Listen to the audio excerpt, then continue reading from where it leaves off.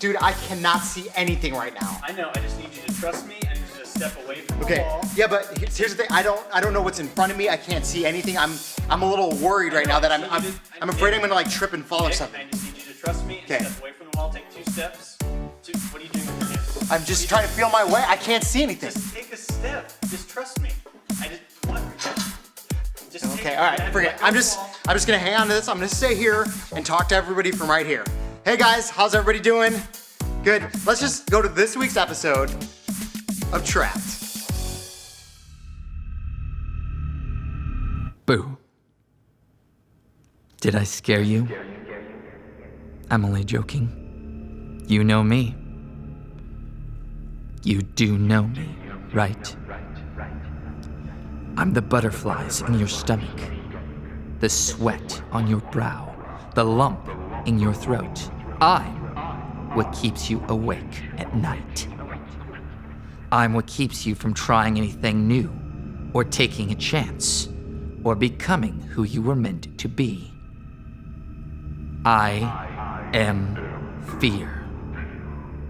But today, you can call me Griffin. Don't worry. I won't hurt you. In fact, I might even help you if you give me the chance. The choice is yours. You can pretend that I'm not here, but you can't ignore me forever. And once I'm in your head, you'll have to face me. And until you face me, you're trapped.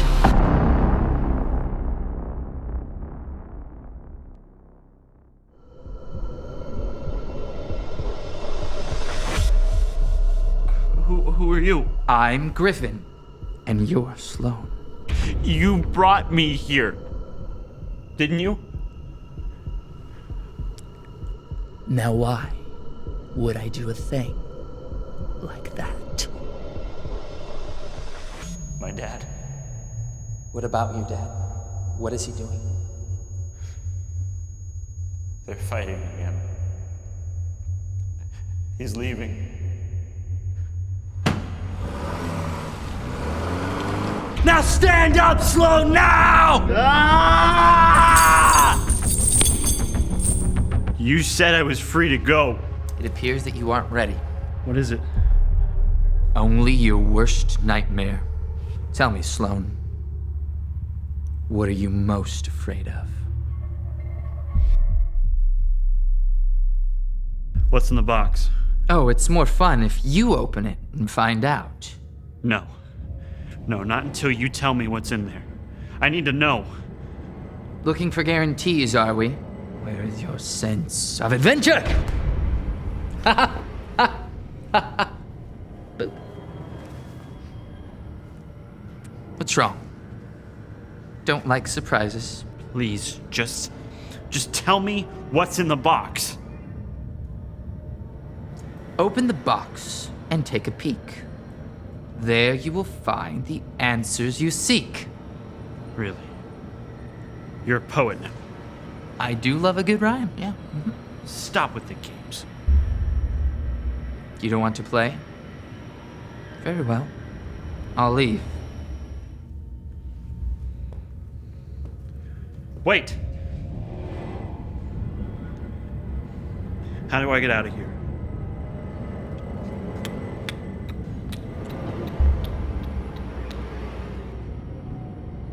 Slow. Why ask unnecessary questions? You and I both know there's only one way you get out of here. Does that mean there's a key in the box? What's inside? Griffin!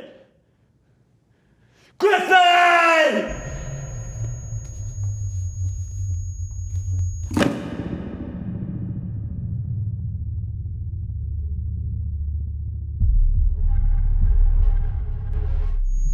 You're not done yet, Sloan.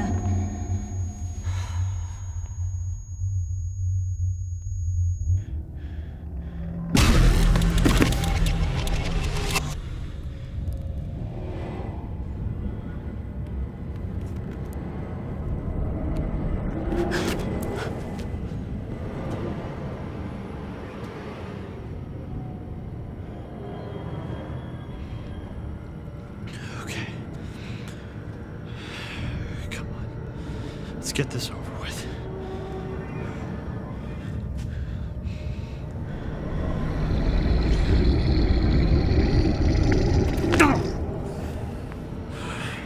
I can't do this. Sloan, the box. Just finish it, please. I'm back! Oh, I'm sorry. Did I interrupt your daydream? It wasn't a dream. I was remembering something. I think. Well, I see that you still haven't opened the box. I really was hoping that you had made more progress by now. Please, do I really have to do this? Why can't you just let me go? Do you think that I hold the key to your freedom? Sloan, if so, you are mistaken. Then who has the key? Tell me. You are trying my patience. There are no riddles here. I've told you everything that you need to know to get out of here. So you're really not gonna let me go unless I open this thing? I've told you everything that you need to know. Open the box. Is there a key inside? Is that what you're telling me? The box is what it is. Nothing that I say or do will We'll change it. change it. He's gone. So what if I don't go? I'm sorry, Sloan. You have no choice.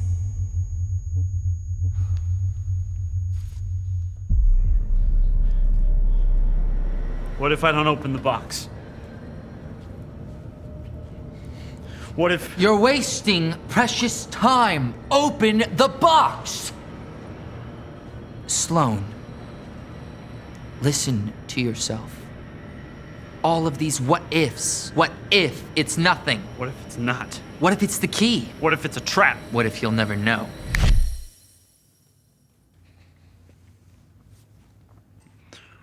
What if I don't? Then you will never leave this place. Do you really want to stay here forever? Because you wouldn't open a box. Okay! Okay, I'll open the box. Just give me another chance. Please.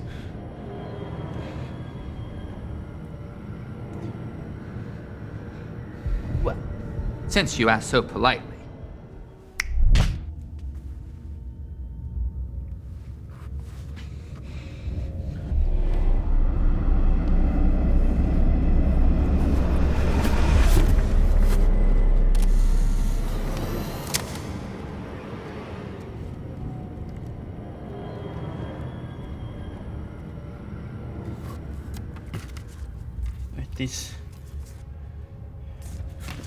These are all blank. What are you afraid of? This doesn't make any sense. Senses are greatly overrated. Just tell me what is going on. These are a handful of your possibilities. What is that supposed to mean? What if you weren't afraid anymore, Sloan? What if you didn't worry about how things ended at the end of the day? Where would you go? Who would you become? I don't know. What's your point? That is my point, Sloan. That you hold the possibilities in your hand. But do you have the courage enough to experience them? Ah, yes, that is the bigger question, isn't it? What was that for? Just a little souvenir.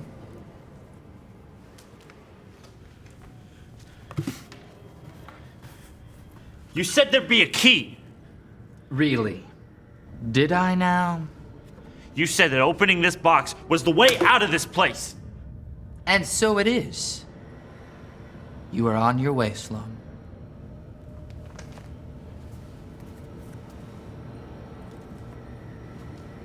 You really should smile more. After all, people are watching you. Wait.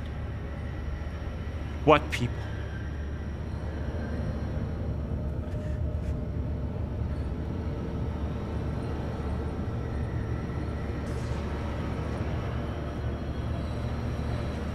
people are watching me? Who's watching me? Why, everyone is watching you, Sloan. We just saw today that Sloan was afraid to open up that box. He was afraid because it was either the key to his freedom or he was gonna have to face his worst nightmare. Do you know what made that box so scary for Sloan? It wasn't what was inside the box, it was that what was inside was unknown. I think that's common for a lot of us. A lot of us fear the unknown. Like take for example, how many of you have gone into a new school year and you were kind of fearful, you were afraid because you didn't know what was gonna happen? Or maybe you were afraid to take the test because you didn't know what the outcome of that test was gonna be, what kind of grade you were gonna get. Or even bigger than that, some of you fear your futures. You fear what's gonna happen as you continue to grow up because it's so uncertain, it's so unknown. We fear the unknown. We fear what we can't see. But here's the thing. You don't have to know the unknown to be safe. Let me say that again so you really get that. You don't have to know the unknown to be safe. I remember a few years back, I was faced with an unknown situation. I got a new job about 1,000 miles away from where I grew up, from my friends and my family and everything I knew. And I had an option or a choice to go somewhere else and start a whole new life. I didn't know a single person. I didn't know what was gonna happen. I knew nothing, but I knew that it was something that I had to do. So I took a step forward and I left home and I started this new job. And fast forward to today, I'm here talking to you guys and hanging out with you guys every single week because I stepped out into the unknown. And it was one of the greatest adventures I've ever gone on in my entire life. If I would have just stayed safe and not moved, I would have missed out on all of this. The unknown can be such an awesome adventure if we step forward in it. It can make our lives so much better if we just head forward in it. There's a story of this guy in the Bible, his name's Peter, and he was on this boat and the waves were rushing really high and Jesus comes walking on the water and he calls Peter out and he says, "Come on out, come walk on the water with me." And so Peter steps out of the boat and actually for a couple moments is able to walk on the water. He's the only other person in history, other than Jesus, who's been able to do that because he was willing to step into the unknown. The disciples early on, all of Jesus' disciples, Jesus comes up to them and he goes, "Leave everything, leave your lives, leave everything that you know and drop your nets." They were fishermen and he said, "Come follow me." And they didn't know what was in store for their lives. They didn't know what was gonna happen, where they were gonna eat, what they were gonna encounter, but they left and they followed Jesus. And their lives were forever changed for the better because they were willing to let go of their fear and step out into the unknown. Look at what else it says in the Bible.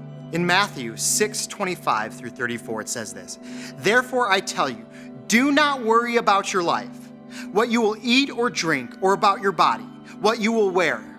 Is life not more than food and the body more than clothes? Look at the birds of the air. They do not sow or reap or store away in barns, and yet your heavenly Father feeds them. Are you not much more valuable than they? Can any one of you, by worrying, add a single hour to your life? And why do you worry about clothes? See how the flowers of the fields grow? They do not labor or spin. Yet I tell you that not even Solomon in all his splendor was dressed like one of these. If that is how God clothes the grass of the field, which is here today and tomorrow and is thrown in the fire, will he not much more clothe you, you of little faith? So do not worry saying, what shall we eat, or what shall we drink, or what shall we wear? For the pagans run around after all these things, and your heavenly Father knows that you need them. But seek first his kingdom and his righteousness, and all these things will be given to you as well. Therefore, do not worry about tomorrow, for tomorrow will worry about itself. Now I know that that's a long verse, but here's what I want you to get out of it. Basically, what this is saying is that we don't need to worry about our lives. We don't need to fear the unknown because God is in control and God cares about your life so much that He will take care of all your needs. We don't need to fear the unknown because He's in control and He will help us out and He will help us through and He will give us everything that we need. When you fear the unknown, what you're basically saying in that fear is that you don't trust God enough with that unknown. So do not worry about tomorrow and trust that God is in control of the unknown in your life.